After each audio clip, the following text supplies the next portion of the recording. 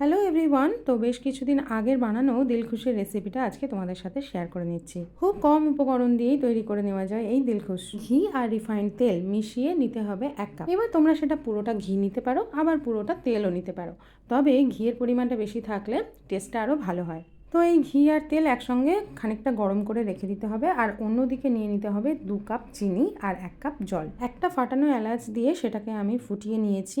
তারপর তাতে দিয়ে দিয়েছি আগে থেকে চেলে রাখা 2 কাপ বেসন। বেসনটা কিন্তু অবশ্যই করে ছেঁকে রাখতে হবে, মানে চেলে রাখতে হবে আর কি। তারপর ওই বেসন আর চিনির শিরা দুটোকে একসঙ্গে ভালো করে খানিকটা মিশিয়ে নিতে হবে, যাতে করে কোনো রকম বেসনের দানা না থাকে। তারপর তাতে অল্প অল্প করে দিয়ে দিতে হবে সেই আগে থেকে গলিয়ে রাখা তেল ঘিয়ের মিশ্রণটা।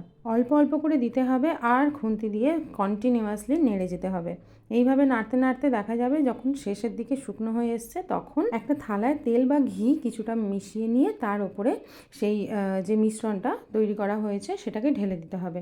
দিয়ে ভালো করে সেটাকে চেপে চেপে, বেশি চেপে নয়, বেশি চাপলে ওর মধ্যে যে এয়ার বাবল ক্রিয়েট হয়েছে সেটা নষ্ট হয়ে যায়। তো হালকা হাতে চেপে চেপে সেটাকে একটা শেপে এনে গরম গরম থাকা অবস্থাতেই ছুরি দিয়ে পিস পিস করে কেটে নিতে হবে। তারপর খানিকক্ষণ খোলা ফ্যানের হাওয়ায় ঠান্ডা করে নিলেই তৈরি দিলখুশ।